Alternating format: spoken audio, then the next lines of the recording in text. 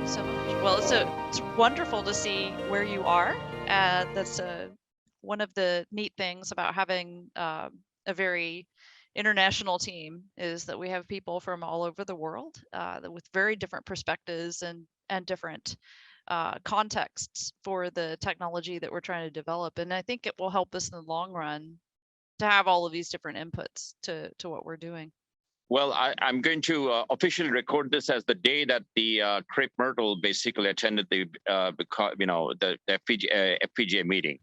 Yeah, it looks like they're pretty much at peak bloom or about to get there. And coming from the south of the United States, it's something I miss because crepe myrtle does not grow here in Southern California. You don't. Oh, see really? them. I thought California was full of agricultural, land and everything. I mean, just whatever. Just at the cursory. It is, and we have a tremendous amount of agriculture here, but there are things that won't grow. Well, sorry for the background noise. I'm going to go on mute, and Paul, but you have the floor, I guess. But I'll just go on mute. This is Hawk Out. Yeah, let's start with Paul. So, hey, what have you done over the past week? What's your plans for the next week? And do you have any roadblocks or do you need any resources? Usual requirement for more time would be nice. I do not have much to report. The lab has been mostly self-sufficient except for some messing around with FPGA boards with you. And nothing on the docket unless some new requirement surfaces. Okay, thank you. Glad to be the primary problem. I can talk about that a little bit. So what I've been doing is working through getting better at Pedal Linux, and it's been a very rapid learning curve that's been great in the usual ways. So a lot of the things that I assumed about FPGA development, the way that it's advanced since I did it for a living, I've been wrong. So, and delightfully wrong, because the ways that I've been wrong have turned out to be better than the way it used to be done. So what I've been getting good at is the stuff that I did not do a lot of as a professional. I did back-end DSP, ICI math, and lots of assembly for the QDSP and for the GUM ASIC at Qualcomm. And I never really had to worry about application development or how an application or applications, Linux images or Linux development or embedded Linux, I didn't have to worry about that. I had people for that. But learning how to do it firsthand over the past week has been a great experience. And so now we have a workflow and I get it.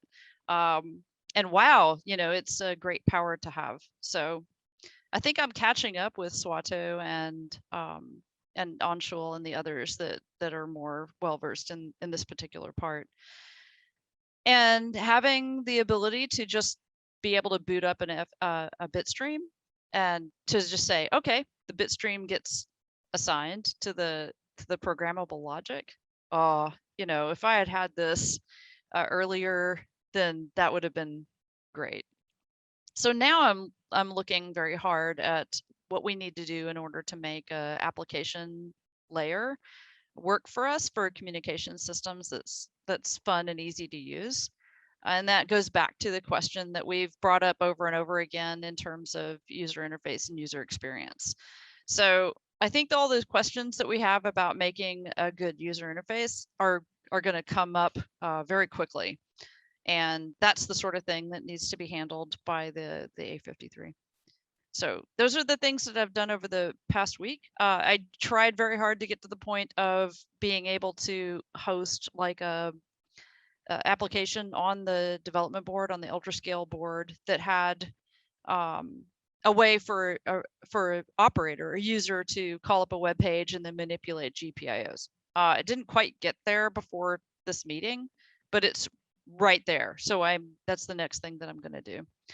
The interface that Xilinx has sort of laid out for us in terms of like interacting with the application layer is very similar to what we have required for the past couple of years. And that's like, you just need a web browser. what Xilinx has laid out in Petalinux is CGI. So if you can put it into CGI, you can get it to be done as an application and presented to the user. I'd really like to see HTML5 because I think it's better. It better serves audio visual data. And it's not clear to me whether CGI is the outer limit of what we can do, or that's just the bare bones that Xilinx Petalinux will give us. So that's where I'm at in terms of moving forward. I think that the hardcore DSP and the communications functions that are delivered in terms of dealing with LDPC, DVB-S2, GSE, and M17 are being done and will be done by people from those teams. And that maybe the best thing I can do is work really hard on how to make it easy for an operator to use these functions, and to keep pressing forward on figuring out how to best deploy images and bit streams to the FPGA. We do have some exciting news. We are looking at expanding our human resources by quite a bit. So what I'm looking forward to is having people that will be able to help with packaging, deployment, and documentation. And I'll hand it off to T-Lock, who is here now. So if you have the floor, tell us what you've done over the past week, what your plans have for the next week, and if you need anything, have any roadblocks. Yeah, thanks, Michelle. Hi, Paul. Hi, Hick. So last week, I started this work on this authentication part, whatever we were discussing for the last few months. So I covered, I have taken the traditional HMACs, the hash-based MAC authentication codes, as a base thing to work with. And I think that that is like a already established thing with whatever conversation which is already there in GitHub. The thing which is discussed between Paul and you, Michelle. So the authentication work which was already there, the signature-based mechanisms which you guys discussed about. So I have taken that as a base and I've started working from there. So I have specifically covered the replay attack scenario. How could we avoid a replay attack scenario? So I have been reading some papers on it. I have something on my mind. I have understood some of the mathematics of it. That is one thing I have covered. And also I have one question actually, because even the authentication signal which we will be sending to the satellite from the ground station, it could also come up, it could also get affected with some kind of lossy transmission, right? Where some bits could be loosened somewhere because of attenuation or whatever it might be. So what I wanted to know is, do we also make sure that to put error correction codes in the authentication data frames as well? Is it a confirmed thing, like whatever LDPC or whatever error correction code which we're using, will that be a part of the authentication frame as well?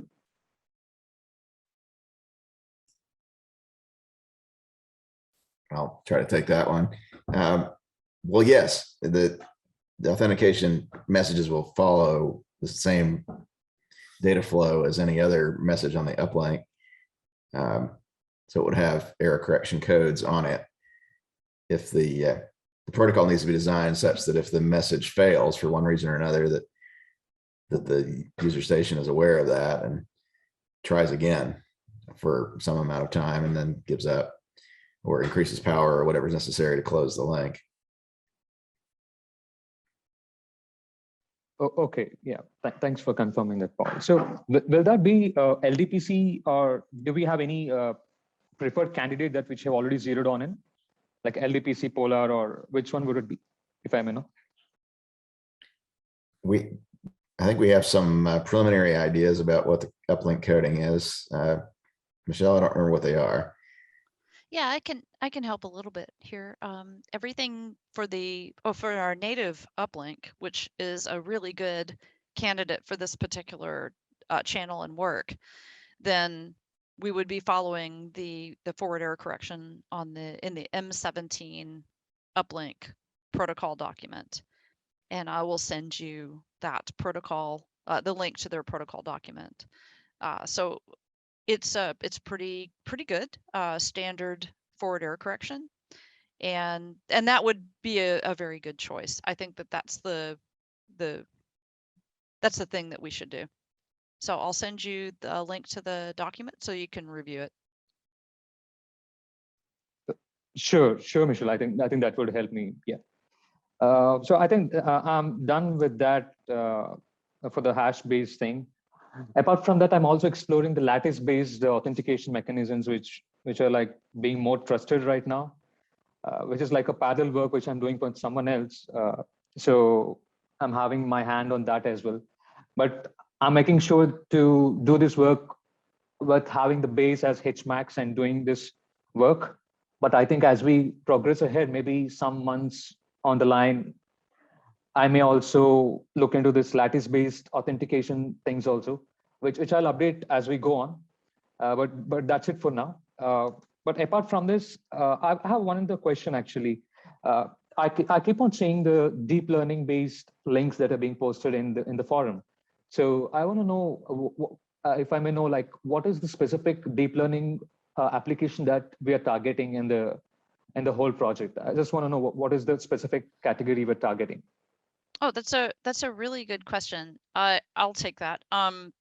So in terms of our approach to machine learning, there's I sense so you're looking for like, okay, where can we actually use this? What is there an application? So there we do research and we do development, and it's like, okay, what development tasks do we have for machine learning? And there's a lot of those that we're still I would say it's fair to say that we're in the early stages of. But for example, we looked at using machine learning techniques to figure out the difference between DVB-T2 and DVB-S2 back when we thought we needed to use both of them. So that was something that we looked at. We got a lot of work from Frank Brickle and others on autonomous signal determination. And all of that is still something that ORI would support and do. What we eventually decided to do from a sort of a practical development point of standpoint was, DATV people and amateurs actually can use DVB-S2 terrestrially as well as space, so we don't really need a like a machine learning approach to this. Okay, so moving forward into time, some machine learning approaches, those are most often found in our polar code work. So figuring out the search space for polar code answers, that would be something where machine learning would probably be applied. For the 6U, for the spacecraft that we're talking about, there's some opportunities for machine learning in figuring out which protocol to use and when. And these come up in deep space applications where you have high latency, where you may have long delay networks, where we're trying to fit into sort of NASA's extension of the internet into space. All of that stuff is really great to look at, but it's still pretty early and you're grappling with a very dynamic sort of environment. So there's lots of companies involved with lots of products and lots of things going on. Our job is to figure out like the basic physics and to come at it with an open source approach. So I hope that gives a little bit of context for the application side of it or the development side of it. For the research side of it, we have a really bright path through existing work that deals with autonomous signal determination. So we can tell what type of signal that we have. There's a lot of interest in the amateur community about figuring out these things very quickly and identifying what types of communications that you need for individual communications purposes. So based on what I've just said, is there anything there that you'd like to question further? Yes, Michelle. Thanks for the ton of information. That was so informative. When you said about autonomous signal determination, is it something like we determine the waveform or the kind of modulation that has happened in that input waveform? Is it something like that? Yes, this is at the symbol level. So there's existing work and existing implementations and prototypes, open source, leveraging GNU Radio and PyTorch, things like that. That you have a signal, and within maybe 40 symbols, you know what type of modulation you are dealing with. So that work is good. That's the foundational work that we have in order to give us leverage to move into this. And then our job is to figure out what's the best way to implement, to deploy, to make it accessible to the amateur radio community, which very well may be through FPGA bit streams that let you use FPGAs to get this sort of power in your station. So there's a path through FPGA and ASIC development, as well as general purpose processor development. So yes, that's kind of where we're at. We have that work, it's available to us, and we know those people, and they're responsive to answering questions, and would be very willing to collaborate and support work that builds on that. Oh, great.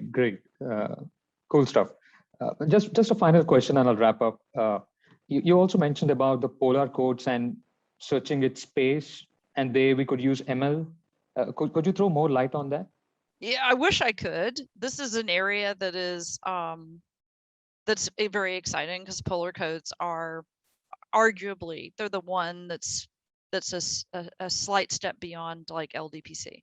So polar codes give you achievable capacity codes, and they're the ones that were selected for 5G cellular, for instance. And we do have a repository with some polar code implementations from Amit and on.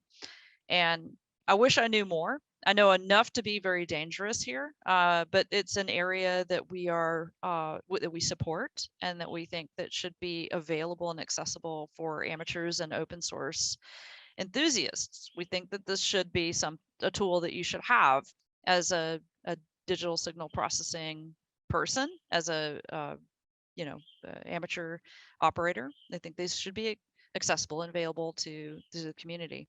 So we have a good start here with a great foundation from Amit's work in the repo. My knowledge is pretty basic on polar codes, but I know enough to know that this is a really, really good thing to dive into. So what I'd like to do is support anybody that would like to invest the time and energy into developing polar code implementations for amateur radio. These are really very interesting for both terrestrial and space channels, but the machine learning aspect of it was raised by Amit. He says, there really are some things that you need to do here that could be done by machine learning, that there are some parameters for codes and for channels. There's opportunities here for a machine learning solution that is very elegant and fast. And I believe him because of his expertise and obvious, his contributions to open source and commitment to open source. So that's an area that we could definitely spend some time and energy moving the field forward. Yeah, I mean, that was so exciting when you say it, because I was seeing many research papers being published where they were trying to use this channel estimation, the traditional channel estimation, using deep neural networks and all. That's so quite exciting. I mean, wow, that's really great. Okay. Yeah, no, it is very exciting. We are in a golden age, really. There's been huge advances in the sorts of things that not only for communications, for digital communications, but for the sorts of things that can be implemented on an FPGA or an ASIC. So we're here, and if it is difficult, this is very hard work, but if we invest the time and energy, then we can really open up some cutting edge work to amateur and open source communities. That's really exciting, Michelle, because I'm trying to put in some effort by using sound to detect some air pollution levels here, and I'm trying to use some tiny ML-based inference models. So I wish I'll be able to contribute if the work starts in any way. Oh, very Maybe good. I'll try to chip in by then. Yeah, very Yeah. good. Yeah, all are welcome. This is difficult stuff, but once you slog through the sort of the necessary math and you're open to open to the experience of learning, then the rewards are pretty vast. So yeah, thank you. We'll talk more. And what I'll do is try my best to better document the work in the repo and to work with all of the principals to get something that is, it's a little more understanding so that we can give people some traction on where to start. So Andre, welcome. You have the floor. Let us know what you're doing and what you plan, and if you need anything or if you have any roadblocks.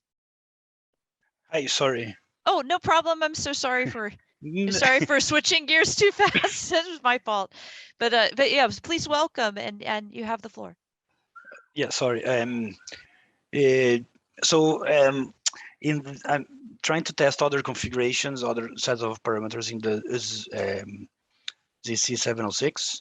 I found some. Well, I hit some issues. I caused. I basically caused myself. So some work, some don't work. I didn't have the time to debug them too much. So I plan to continue on that, and I want to maybe move away from using Axelite to send data in, because we're gonna use DMA in the real thing, and I wanted to get that sort of started. I have an idea of how to what's missing, but yeah, I didn't start. I did the thinking. I didn't do the coding yet. Oh, the thinking is arguably just as valuable. So thank you. That sounds like a good path. Yeah, cool. Thank you. And that's about it, really. Just testing more parameters and trying to get the DMA going. Oh, very good. Is there any resources that you need or anything stopping you? So I'm using Python. For the DMA, the one hole that I don't know exactly how to fill is to configure the DMA. Are probably gonna need the addresses, basically to tell you DMA, fetch this from, and that probably gonna have to be on C. I don't know if I can do that on Python. So if anyone has experience with that kind of stuff on C, that would be very helpful. Okay. Yeah, I'll put out the call. Cool. Thank you. You bet. Cool. All right. We have an event coming up. We're doing our first conference meeting. It'll be a virtual event on the 30th of October. We're co-sponsoring with IEEE an event. It's a half-day symposium on space and satellite work with a special emphasis on amateur radio and amateur satellite. This is hosted by the Information Theory Society chapter of San Diego. So the call is open for presentations that highlight the sort of work that we're doing. So anyone is welcome to put in a talk. I will post the call for presentations. But it's going to be super fun. There'll be music, maybe some giveaways, and lots of different technical presentations from a wide variety of subjects, but all relating to space and satellites, open source work, and amateur work highlighted. So just so you know, that's coming up. We don't have any other events or travel planned right now. We're looking forward to a time where we can have a presence at more events and show off the amazing work everyone's doing. And there's forward progress on setting up the second remote lab. We're going to have to move it from Florida to Arkansas. So we're working hard on that. And then, as Shamandra mentioned before, he has a satellite lab or a remote lab in DC that's available for work. So lots going on. So please check into Slack whenever you can, and we will follow up with some links in the show notes for this particular recording. Just if I could add in just an item, please. Sure, go ahead. I've been almost. I'm ready to power on the test bed that I've been building. It's a propulsion. It's a space propulsion and communications engineering test bed, a bunch of parts. But in very close proximity, there's going to be a cold fire based board. It's the nano board from NetBurner. And then there's going to be the Xilinx zinc based Avnet MiniZ. It's all bolted together. It is interconnected. It can be interconnected, but it's already on my net. It's already actually, I can log into it using a web browser, and without using any of the zinc facilities or Petal Linux, I can just use the NetBurner to basically trigger GPIO command RS-232, RS-485, whatever you name it, because that's an industrial serial to Ethernet and multi-purpose control, interface. I mean, it's a board that I've flown in space before. But very good. Thank you so much. This is good news. I mean, I would definitely like some, just people to test it out. I'll give a IPv6 or V4 address to everybody, and then they can just, kind of remote in from wherever. And I think I tried to talk to Thomas Perry, but he's on vacation. So if he's on a beach somewhere in Europe, if he's listening, then Thomas, I mean, that would be the ultimate end game, right? I mean, Kind of is, yeah. From his cell phone too, okay? Right. But what I'd like to just suggest, and I apologize for the background noise here, is I've got meetings scheduled with two leading vendors. One is a clock chip manufacturer, and another is one of the giants of the semiconductor industry. So both of them separately want to give me some like FAE type, expert level advice for the timing solutions and the transceiver solutions that they have. So the question I have is any of what I'm going to do in the commercial space sort of like, does it, apply to, say, for example, a GeoBird, which may not have GPS support for clock or timing? I could do this. I mean, I'm sitting and looking at that. That's a good question. I don't know. And we should take it to Thomas Perry and ask him, his feelings on this, because there are some surprising answers when you start talking about deeper, higher orbit missions and deeper space. So let's take it to him and see what he thinks. If there's anything that helps support the mission, then absolutely we're interested in it. Right. It may happen that I might get some assistance by some parts, but I'm really getting the parts just to explore in increasing the thermal envelope, increasing their power envelope, just basically reliability, because, these parts are designed really for terrestrial applications. So they're not really space parts. And nobody wants to commit to space parts because they know it's expensive, but they're willing to give it to us. Okay, fine, you can have it and you could do something with it. But the question is, since you're uplinking carriers with the modulated protocol, could we have any mode request that we could actually sync train a clock on board, from the ground? That's a beacon approach. Just curious about that. I could write it up basically. Try to go make ahead, and we'll talk about it either on the list or in a thread. Yeah, I mean, if you guys aren't interested in time, then no big deal. But I think time would be. I think time is always of an interest. It's just whether or not you require an objective. We get used to the idea of having GPS disciplined oscillators here on Earth, and right. A pragmatic approach is like, well, look very carefully at what your dependencies are and see if you can cut them loose. Do you really need time? Do you need a relative or absolute time? And see what we can do. There's lots of there's an awful lot of my work head is here. spinning when I read those papers. My head is spinning like time is like relative and time is absolute. I mean, like straight. It just makes me makes me into a twisted pretzel kind of thing like that. Yeah, you're not Okay. alone, because there are a lot of in digital communications, and especially with the sorts of things that we're talking about doing, we deal all the time in assumptions. So we drag along all of these assumptions and a lot of debt behind us. And one of the first things to confront especially in amateur radio communications is like, oh, it's very common to confront a reliance on ambient internet, for instance. Like, oh, well, the internet's always there. No, it's not. Does your communication system work when the internet's off? And the answer, you know, from a purist point of view, and I admit that I'm on this camp, is that your system better work if you have no access to the internet. If your communication system or some sort of functions depend on ambient internet always being up and available, then you may need to revisit that, especially if you have any sort of business in emergency communications or in space communications for that matter. You may have Okay. absolutely no access to some sort of defined time base or ambient internet or connectivity of any sort. And our assumption is that we don't have those sorts of things available to us, that we have to derive time, or we have to derive some sort of reference base for the communications we're receiving from the environment. Now, when you have access to time base, we all know how powerful having NTP server, you know, is to us, then great.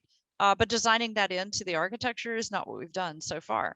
So these Okay. are things that we have to be conversant and competent in evaluating. And in order to make a really resilient spacecraft, you know, we have to be able to operate very well and reliably, even if we're cut off from whatever time base is available to us out in these orbits. Well, in the future, a few weeks ago, wasn't somebody discussing about a constellation of ORI satellites that would indicate some kind of a networking scheme between them? Whether, oh, by the way, I should just tell you that I got an invitation to apply from my company to the CCSDS SEA time group. Oh, good. You should absolutely accept that invitation. I mean, not that I'll get selected. Right, First, you have right. to apply. No, to, but you like, should definitely go for any. That's just a standard policy here. Is that if you're Right. invited to participate in a group like that, you should Okay. say So, yes. so yeah, I mean, it's scary because my colleague Thomas Dens, KC3 ELI, he's like, there are so many illustrious people involved that, like, would they even anyway? But we're gonna try because we need the Well, protocol. We need to follow the protocols and stuff like that. You don't get there without trying. You know, you don't Okay. get there without doing it. So, you know, show up and do your best, I think is Yeah, this is just preamble for us. We're just getting into like meeting people, and ORI Yeah. really gave me like a vision. Okay, you know what? We can make a a ham set up there to do Yeah. stuff. We can, absolutely. Okay. Yeah. So whatever I can do to help, count me in. You know, but yeah, you should definitely participate, and these are absolutely important questions. What we don't want to have happen is a some sort of dependence on something that turns out to be very fragile, or was not a great assumption in the first place. Like, and anything with time, anything with connectivity, depending on something in the cloud, and those are the big items. Those are the big ticket items that are always well worth reviewing. It does cost you to say that we need to be self-sufficient and resilient. Okay, so back to your question of like a constellation or a formation. Yes, as a legit service of the ITU, we should be fully participating in space, and questions of constellations or formations, that's where the technology is going, and we need to know how to do that and how to do the basics, and we need to start looking at providing communication services and public service that's enabled by formations and constellations. To me, that's the facts. Those are things that should be accepted as almost like axioms of participating in this particular area of technology. What does that mean?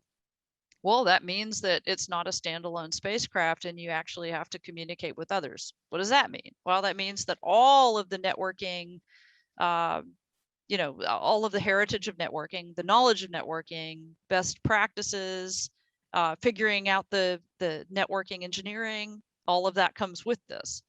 And then to keep it lean and adaptable, that's another step, just Yeah. beyond the basics of networking with other spacecraft. And then there's the regulatory side as well, because we are in the amateur bands. And honestly, we do not have a good set of allocations for this sort of communication. And there is arguments that we don't have an allocation to do space-to-space communication at all. That's one of the reasons why we are meeting with the FCC. So that's one of the things that we have on the agenda is to discuss, and that falls into the microwave spectrum defense and microwave allocations for amateur radio. We're in the microwave bands, and we do have up and down allocations all across different microwave frequencies. And when you start talking about going from spacecraft to spacecraft, where does that exactly does that fall? And to some people it seems to be clear, and to other people it's not. This is an area that needs to be cleared up. That's one of the things on the agenda for the meeting. If I may just ask us a last question, which subgroup of ORI would be most appropriate to kind of start a discussion? Because I did link budget analysis of a circular linear commutating chain to bridge between planetary bodies. Okay, I've done it. It's been published. I can send that to you, Michelle. It's been published in different conferences. So the question is that the constellations, one has to figure out the link budget limits, antenna limits, antenna side lobes and main lobes, in order to figure out how many we need.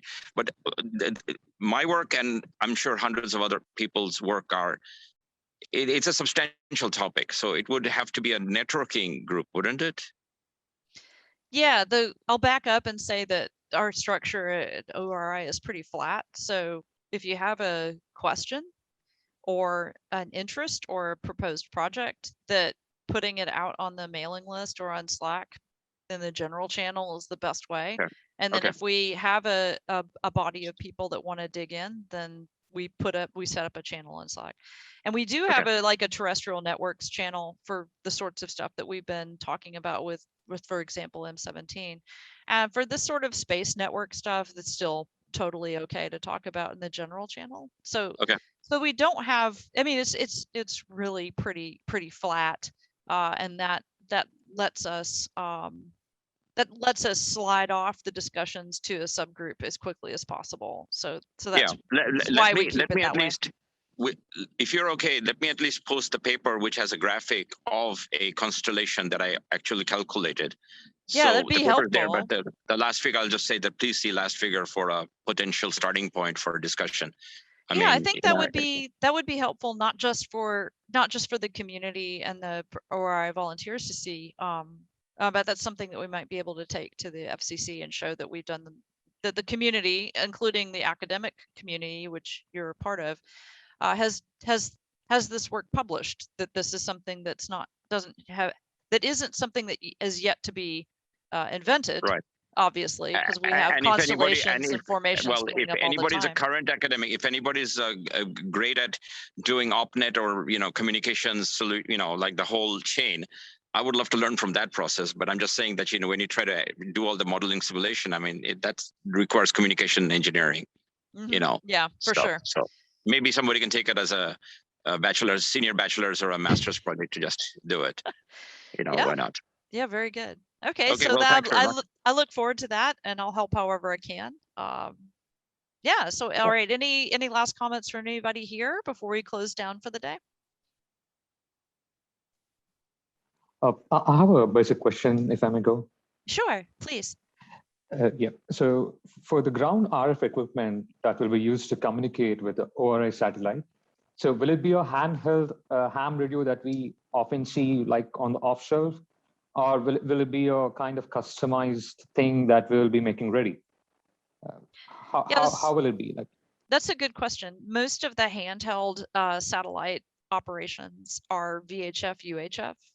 These are usually either FM repeaters or linears, and you can hand track those and use an HD or or a small radio to communicate.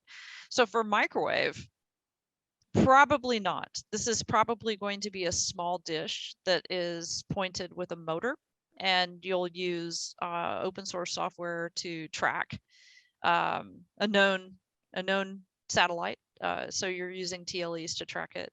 And you're using open source hardware and open source software to communicate with it. So at the microwave bands, it's usually going to be a dish, and the beam width is much narrower than a Yagi that you're using at lower frequencies.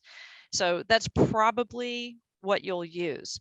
Now, that doesn't mean that you can't invent something completely new or do something custom.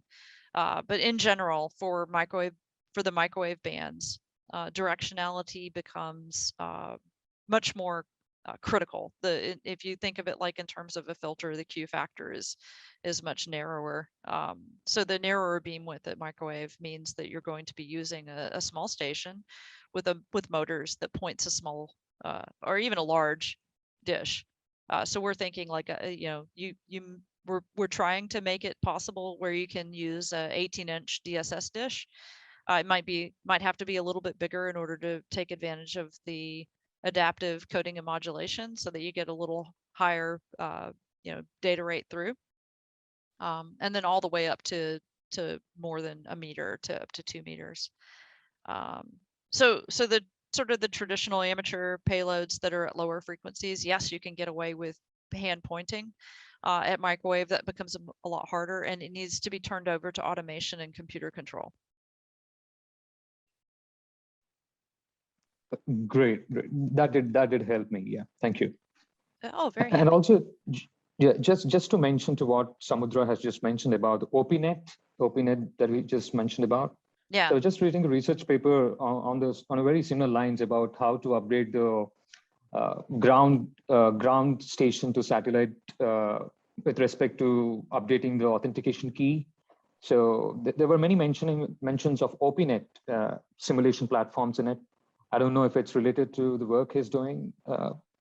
If at all, I'll be happy to share the paper which I'm reading, if it's helpful. Well, definitely. I mean, definitely, Tilak. Let's. I think this is the first time we're talking, but I think I need to definitely join a conversation or two, because modeling and simulation is going to be necessary, if nothing else, but to validate the control laws, or basically the sequencing of operations as to which antenna gets activated when, and what transmitter and what power level. I mean, in one word, in the commercial field, we always use automatic uplink power control where possible. If not, then we have to have operators adjust, power for the minimum amount of radiation delivered at the satellite, so we don't saturate it and stuff. And we don't want like 200 people broadcasting everything. And we will have zones. We'll have to keep out zones. So we're going to have to do a lot of modeling and simulation to figure out who can transmit, when can transmit, how can transmit. And I'm sure Michelle hasn't gone that far, but we're not in a fixed orbit, right? We don't know what we don't know what orbits we have, but there's, in terms of power control and for signal to noise, the adaptive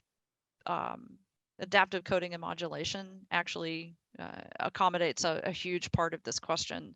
So right. the system adapts to, if you have a big booming station, even if you can transmit a lot of power, if you do not hear yourself in the downlink because your receiver is terrible, you will not be given access to the system. So this is something that TLAC is actively working on, is the authentication authorization. And part of the loop of this is, okay, so you can't just show up and ka-chunk our satellite. You can't do it. Yes, you'll add to the noise, but you're not going to stop people from getting through. You won't be allowed through unless you can hear yourself on the downlink.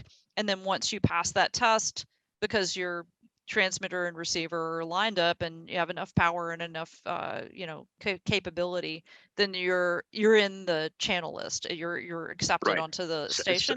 And then after that, it becomes a question of like, your SNR allows you to do this, and then you can get these sorts of communications, and you take advantage of as much data rate as you can. Now, that doesn't cover the case of overly excessive power of people who have no receiver.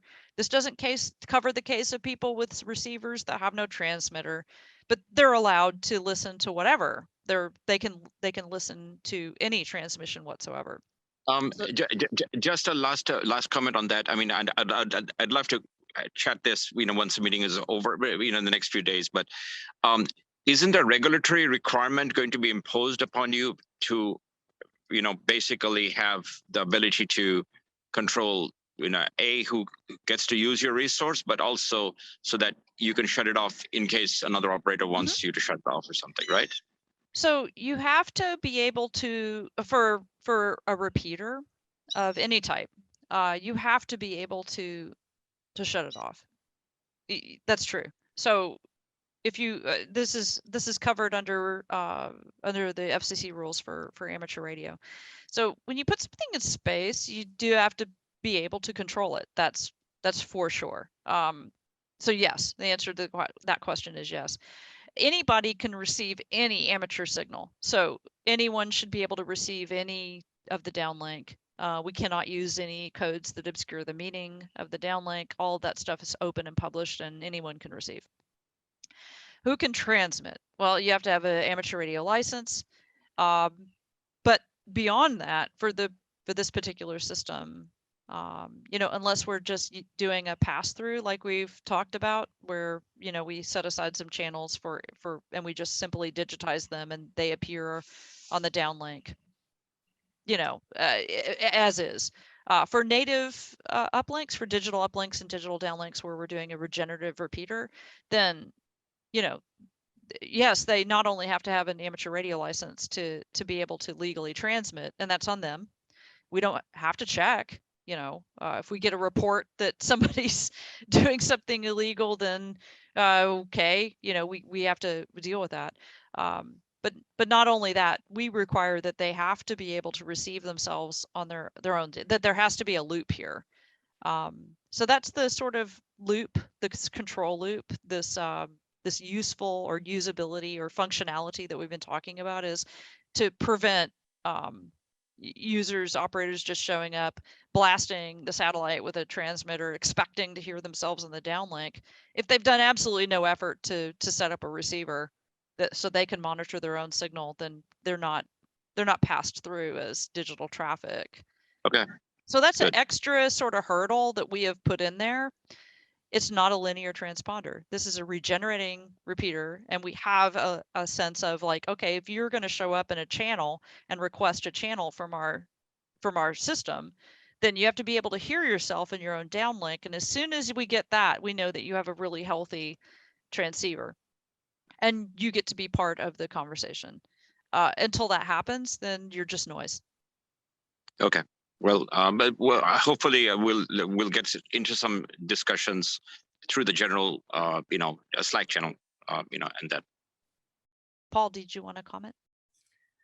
Yeah, I'm uncomfortable with the phrase "hear yourself" on the downlink, because that's not going to be the first step. The first step is going to be to hear some sort of command control information from the satellite. Right. Yeah, I stand corrected on that. I'm getting too far ahead in the process. You have to. It's not that you're just able to hear yourself on the downlink, but you're able to hear the communications from essentially an overhead channel or paging channel. Yes. That we don't have, as far as I know, although the future can obviously change this, any kind of regulatory requirement to limited access. But because we can, we definitely want to.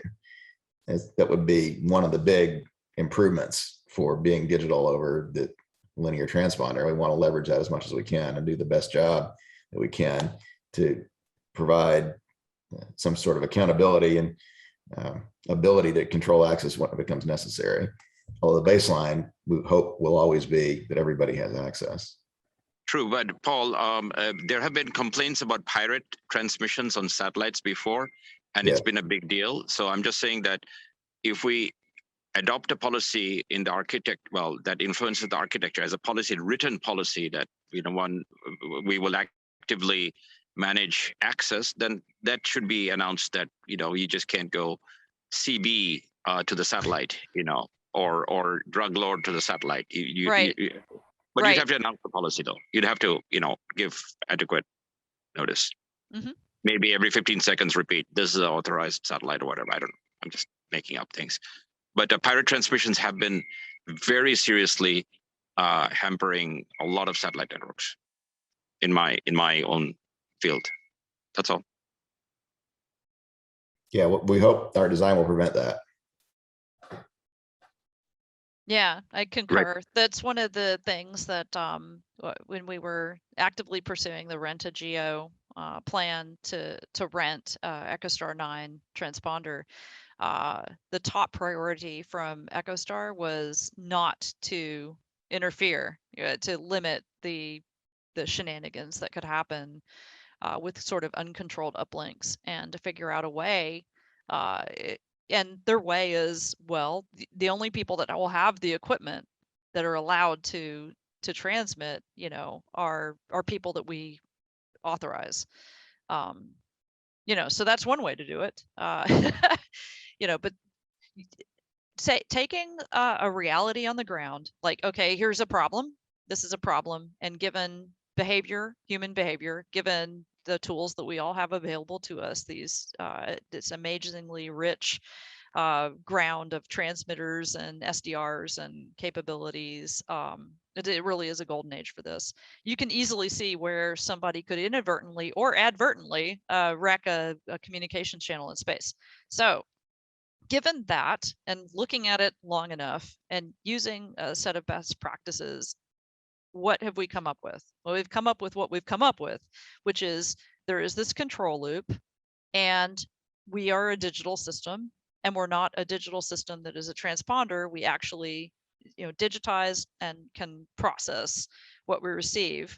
And if you aren't doing what we say you need to do, then your traffic isn't passed into the downlink. Now, we're always going to be susceptible to people that are going to DOS the satellite, zap it with large amounts of RF that are going to do these things. Like, there is no way to prevent that. However, we can say only what follows these rules is passed as traffic. The rest of it becomes noise. And I think that's as best as we can possibly do without making it so onerously difficult to operate that no one would bother. And I'm going to defer back to Paul, who has a really good body of work here and an understanding of the situation, to correct me or to redirect anything that I've said. No, I think you got it nailed. The best you can do with a interferer is just not let him through. You can't prevent him from transmitting. That's up to the regulatory bodies and their enforcement powers. All you can do is reduce the number of incentives that he has to continue transmitting. And if you don't let him through to communicate, or even know that he's succeeding in jamming, then his incentives go away, and eventually he'll go away, we hope. All right, any last comments before we close for the day? Well, thank you all. I will be back in a week to host another FPGA stand-up. And in the meantime, please join us on Slack and on the mailing list. You can find ways to get on both of these communications resources at openresearch.institute under Getting Started. Thank you for everyone that participated today, and please send me any follow-up questions that you may have.